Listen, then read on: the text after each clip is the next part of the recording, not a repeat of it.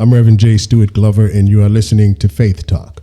Today I have with me a friend of mine, a special guest who would like to share from his lived experience what happened to him as someone who was diagnosed with diabetes. And, well, let's let him tell us what happened along this journey. So, Andrew, come on in the room and let us know what happened to you after you found out that you were diagnosed with diabetes. Hi. I developed diabetes in March of 2001. It's a family trait. So I had all the classic symptoms of some of these things I'd studied before. Dry mouth, constant thirst, and constant urination. Immediately I went to a doctor and was diagnosed with type 2 diabetes. And just to inform the public, it's when if you would do a finger stick, once you go to the doctor, they're going to do the finger stick. And if your hemoglobin, your glucose level is 200 or above, that's it. You've broken the plane, you're diabetic. You can run a good safe range for anyone is from about 70. It's a range for your glucose level. From 70 to about 139 and everything in between, you're fine. When you start to break into 160, 70, 80, 200, you're done. So you're going to likely have to be put on some type of medication once they determine if you're type 1 or type 2 and what you need. Generally, it starts you out with a pill called glipizide. And so from there, as time went on, I tried to do my own research, listening to some of the doctors saying that you could have a little piece of grapes and 5 or 6 of them. You can have a little piece of bagel. You can't have any of that. This is what I've learned to date, fast forwarding 22 years. It will take your A1C, which is another hidden number that they find in your blood through a blood test, where they draw blood and they send it out to a lab, and the lab is directed to check your A1C. If that A1C is not at least 5.4 or 5.5 or below, and you're getting up in the double digits, that's going to ping on your kidney. That is the general characteristic of diabetes. Sometimes it may be your eyes. Lots of times it could be your eyes. You can't see well. Get that down and your sight comes back. If you keep getting up on those double-digit numbers on your A1C, eventually you can go blind. But the main thing that it will attack when the A1C is in double digits instead of single digits, it will attack your kidney. The doctors should be telling you how to eat and what to eat, but be aware of this little enclave, this little secret thing that the doctor that you go to, you need to check her credentials. And I was told this a while back, and I just kind of I don't know if this went by me, but it's to live it is a fact. It's crazy. Check to see if the doctor you're seeing is an MD, a medical doctor specialized in that field, dealing with a specific chronic disease or whatever it is that you have. Make sure that the doctor specializes in that. If not, get you one. They're out there. You're primarily going to deal with what's called a PA. That is a physician's assistant. A physician's assistant is just a cut above a nurse. He's somewhere between a high-end nurse and the beginning of a doctor who's starting out. That doctor doesn't know everything you need to know when it comes to specialized treatment. So in my case, the doctor wasn't able to tell me how to eat. He would get upset if the numbers were off, and I would say, well, what do we do? Well, you got to get it down. Okay, you're the doctor. How? So this person that you're seeing was a PA. Was a PA. They're dangerous. Right. Yes. He was a PA, and what you're saying is that he kind of failed to give you the proper direction. Right. But before we even go any further, it's interesting that you keep mentioning numbers and being aware of the numbers from your blood tests and stuff like that. Absolutely. But one of the problems is that people go to one of these PAs or a doctor even, and never even they rely on the doctor to tell them what's wrong. Exactly. And they are not even familiar with the analyzing or even looking at the numbers that are produced by these reports. They don't request a copy of the report, so they just go and they feel like they've done everything they need to do by sitting in the doctor's office. And I was I'm a I guess you could say an example of that, and also at the same time I'm a victim of that. Mm-hmm. And as the years went by and I saw things, I said, well, why am I headed down this downward slope? wasn't sick or anything, but just things weren't quite the way they were supposed to be insofar as keeping everything in line. So my thing was my answer to that was this PA. I think it's a money thing here. This PA, instead of having me come back to visit him over and over again, giving me these reports that you need to fix this and fix that, not telling me how, is at that particular time, he should have been giving me over to a referral to an endocrinologist, which is a diabetic specialist, and never did that. And so I could see very immediately, right away, that's a money grab. So what happened to your kidney numbers? Well, that's one of the things as I was bringing up earlier. If the numbers are in double digits, and even though I got them down from time to time, just on my own, and was going by what they were telling me, that you can eat grapes and you can eat a little bit of this, not much, just a little of this. It's all that diet that they give you. When I first came down with diabetes, they gave me this diet. That diet is a killer. I don't know if they don't know enough about this particular ailment or condition, or they don't. I hate to say that they don't. I would hate to use the words that they don't care, because they do take a Hippocratic oath to save lives and further lives, good quality in your life, having a good quality of life.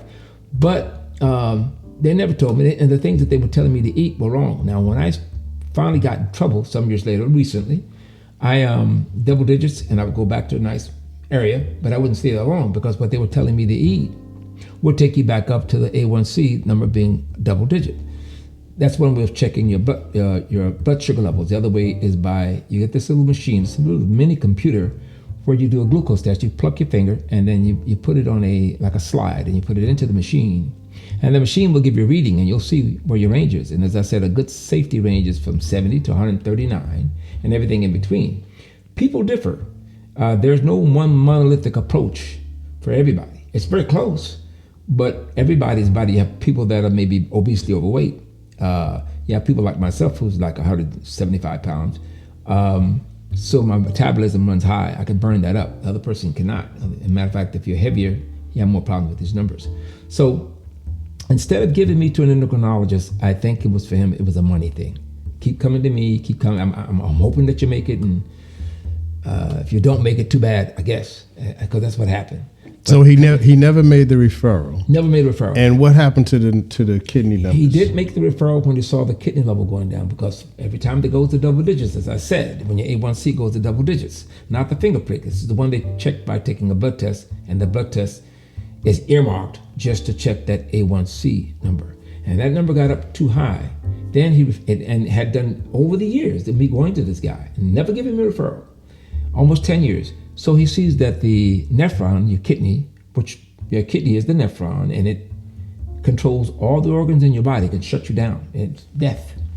When he saw that number was in trouble, now supposedly it's irreversible, but when he saw that number was low, once you reach anything below 60, you've already started chronic kidney disease. It could take you years and years. And even though with that, when he saw that he had diagnosed that, he said, you're supposed to be at 60. That's supposed to be your GFR.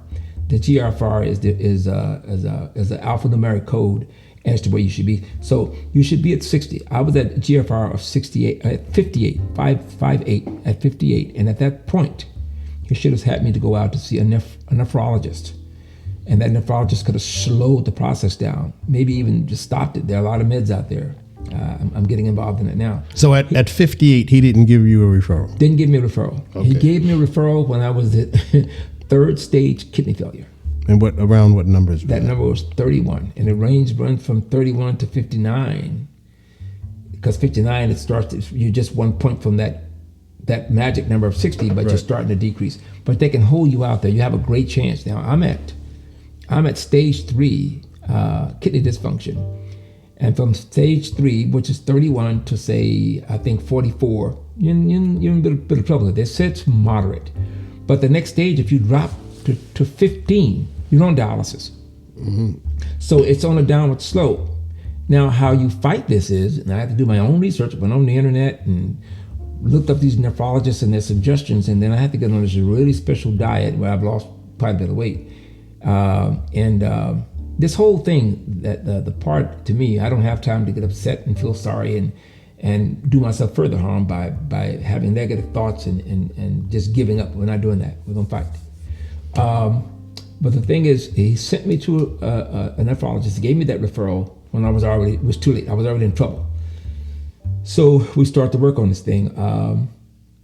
The nephrologist that I went to, I kind of got the same feeling, because at this point now I'm aware of these PAs. And he said, I'm going to check you for cancer. I said, well, no.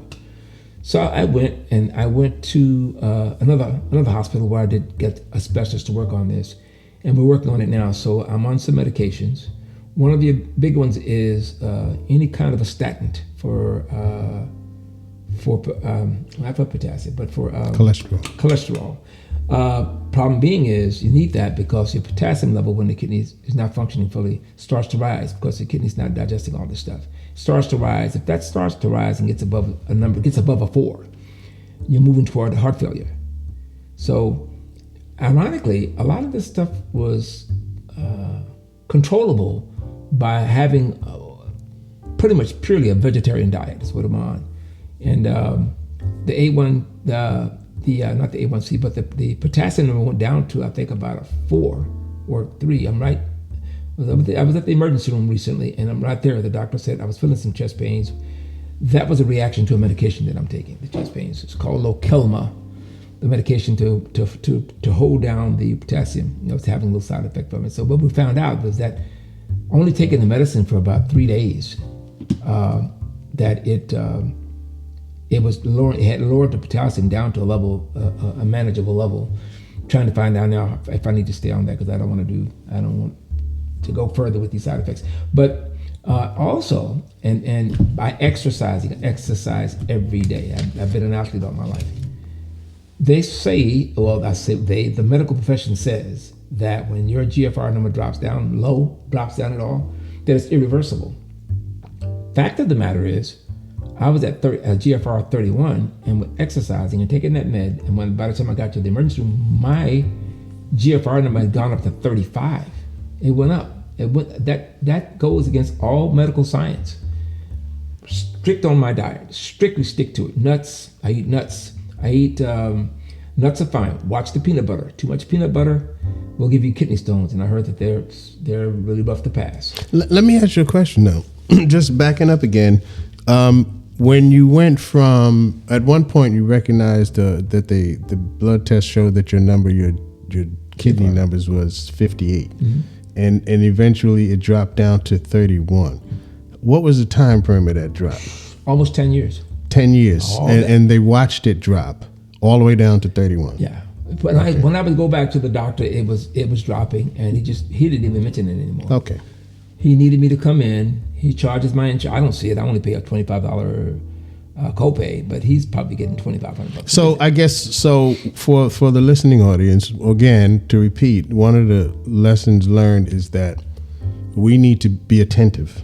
We need to be attentive to the reports that are being. We need to be attentive to the reports, but more critically, we need to get to the specialist who works on that particular. But this guy, this PA, he'll give you the reports and tell you to come back to me. Right. And he's not doing. Here's the deal. They end up, like right now, I'm dealing with this. I'm going to see a nephrologist tomorrow. We're doing some things because we're treating the effects. We're treating the symptoms. Right. It's going pretty well, but we're treating the symptoms. We're not treating the cause. And here we go again. Are doctors there to keep you sick? One of my questions is he there to keep you sick, or is he there to make you well? So it's a little eye-opening that you're treating the symptoms and you're not treating the cause. So you're going to keep on having the symptoms. They're going to come up. You're going to control them back down. You're going to wait, and you're not treating the cause. They're going to come up again and go back. So I will have a great discussion with this nephrologist tomorrow. I'm finally seeing a nephrologist, believe it or not, for the really to sit down with a nephrologist. This is the first time. So what were some of the changes that you made to your diet that we should take into consideration as we put things in our mouth? It's pretty simple.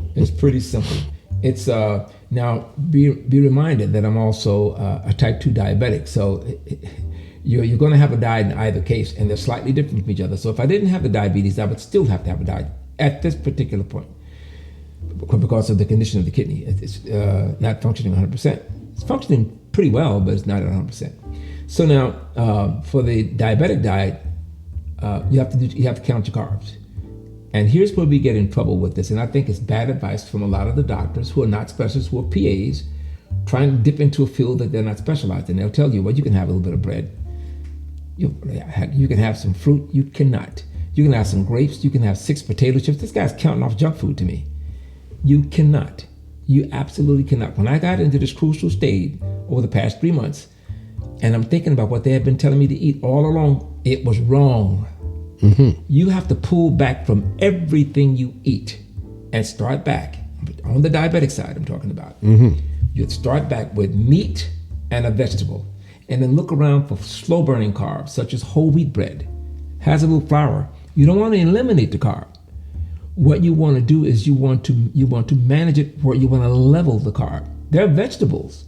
Let's say that I eat whole wheat bread and maybe I eat a slice too much, then maybe would have elevated my number just a little bit. We're not talking about double digits. We're not trying to get up there anymore. So I'm 5.4 and I'm headed toward a 6. Not bad, but we don't want to head nowhere. We want to keep that low. So if you have that bread, not white bread, please stay away from that. Whole wheat bread. Whole grain, one of those grains is flour. Whole wheat bread's got a little flour in it too, but not as much. It's a fiber bread. Good. So if you have a little bit too much of that, then go grab a vegetable like broccoli, cauliflower, and those two that I know right away that I've eaten those. And what it does, it levels your blood sugar. Vegetables. Who thought of that? Who would have thought of that? And you're starting to now get into the herbal world, and a lot of doctors are not into the herbal holistic approach to stuff, but it's working for me. I'll tell you this, let's just put the kidney issue to the side for a second. So by me doing that, and I stuck with that diet, and here's the key, you have to be disciplined. You have to look at it as life and death. You have to stay on that diet. You have to eat the same thing every day. You're going to look nice after a while because your body starts to take a nice form, because you're losing that weight. And exercise. Don't just look to lose weight. Don't just look to stick with the diet. You have to exercise. Get up in the morning. Do some jumping jacks. I don't care how heavy you are. If you can't do it 5, get on the floor and do some sit-ups. I do 40 a day. If you can, do 5 or 10. And every week, add another one until you get to a certain number that you're comfortable with and that you know that's helping you. I do these things I call around the world. I hold myself on the waist and from the torso up, just go around and around. That's good for your stomach. It also helps you, as you have constipation problems, helps you go to the bathroom. But stick with that diet and exercise. Walk. Those of you who can't run, walk. Get on a treadmill. Go out of the house. Walk around the park. Walk. Move. If you don't move it, you'll lose it. With sugar, you have to move because it'll burn up the excess. So that's it. You have a very skinny diet. It's meat, a vegetable, and a little bit of brown rice. Don't let anybody tell you can have a slice of pie. It's not going to hurt you. These are these people, just regular folks, walk up. They want to feel like they're smart. You can have a piece of that pie. It's not going to hurt you. They have no idea what they're talking about. Don't put that in your body. So you want to stay with the exercise and you want to stay with the skinny diet. I call it a skinny diet because you're not eating anything. It's meat, a vegetable, any kind of vegetable, and a meat. Now, let's go over to the kidney side of things. Now that I have this kidney condition. And at the end of this, I'm going to give you the end game, which is a bright light at the end of the tunnel. And there is one. I didn't think there was, but there is one. So now let's go to the kidney side. Now, the kidney side, when the kidney's not functioning at 100%, and you're at CKD, you get at CKD at 44, which is a decent number, but once you're off that 60, that GFR of 60, you're already starting to head down. It's a slow process. Be aware, be mindful that it will take years. But if you're headed there and you're not aware of it, or if you're headed there and the doctor did make you aware of it, well, right away, as I said before, and I keep reiterating, you have to get to a nephrologist who is a specialist in that field. That's what he does. That's all he does. Not the PA. I think the PA is there to make money. Which is why he'll hold back that referral, have you come into him, and then when he gets desperate, he'll shoot you over there. It's too late for conventional stuff. I'm very well likely headed toward a transplant. As a matter of fact, I'm pretty definitely headed toward a transplant, and I've already started to study that particular portion of this condition. So now, when you get on the diet for the kidney, it gets skinnier. You can't have meat when your kidney's not functioning at 100%. You really shouldn't have it. Red meat. You could eat a little shrimp, and I'm talking about count off 4 or 5, not a big plate. Saute that. Stay away from animal fat. Stay away from trans fat, animal fat. Again, vegetables are huge, so that's where it goes a little synonymous with the diabetic diet. Have your vegetables. And if you're going to have shrimp, let's say you're going to have a shrimp dish tonight, don't think about conventional way of eating now. You're only going to count off 4 of them. That's it, 4 prawns, 3 or 4 prawns. You're going to have that. Kidney beans, not because they look like kidneys in the name kidney beans. This is one of the things that was prescribed to me by a nephrologist that I saw that I'm not going to stay with, but I just had to get started. So you make that, cut up some onions and peppers in there, and you saute that. You boil it. Don't put any oil. Just boil it. If you're going to use any kind of oil, use a canola oil, which is oil that they use for usually people that have had heart problems. Use that, and not a lot. So you cook that up. You cook some broccoli, string beans, not asparagus, broccoli, string beans, and cauliflower. That's your dish. Your meat is probably the beans. And if you have that shrimp, you're only going to have that shrimp once in a week. You don't want to have anything that's threatening to the kidney in that condition on a constant basis. Space it out, because it will wear the kidney down, and the kidney won't process it. And that stuff backs up in your system. You're looking at maybe septic shock. So they always have to check those numbers to make sure that you're on point with that. So when you reach a GFR of 15, you're now on dialysis. If you're not on dialysis, then it's fatal. So you have to get on the dialysis at least 2 to 3 times a week, depending on the doctor and how you're doing. And if you're a person that works out or whatever, so I said the exercise is important and your diet is important. And then it's twice a week. You can go to work. And at that point, you're now a candidate for a kidney transplant. I was told I'm 70 years old. I'm fit. I work out. I work out daily. So I look like I'm much younger. I have the body of a boxer. I'm cut up, all that. So that's not your normal 70-year-old. And I had a doctor tell me, here we go with the PA again. Well, people at your age group, you can't get a transplant. And then she contradicts herself. I said, I can't get a transplant. She goes, no, because they'd rather save the kidney. This was weird to me. They'd rather save the kidney for younger people because they have a longer lifespan. That's not guaranteed. If you get hit by a car, hit by a bus. What if I am that guy, who I am, who works out and have good health and good blood pressure? My blood pressure is awesome. 118/64, 118/58, 122/58. So without even diagnosing me, she's telling me basically she's not giving me no hope. So I said, she's not giving me any hope. So I said, okay, I'm going somewhere else, which is what I'm doing now. I also went and I Googled that research. That's a lie. As old as 85 years old, people have been getting kidney transplants. That's not true. So be careful. That's why I say get to that specialist, because these people are the bottom line is the bottom line. They're in the business of making money. These PAs, there's a cadre of them. Once you get your diagnosis from a PA, get away from him.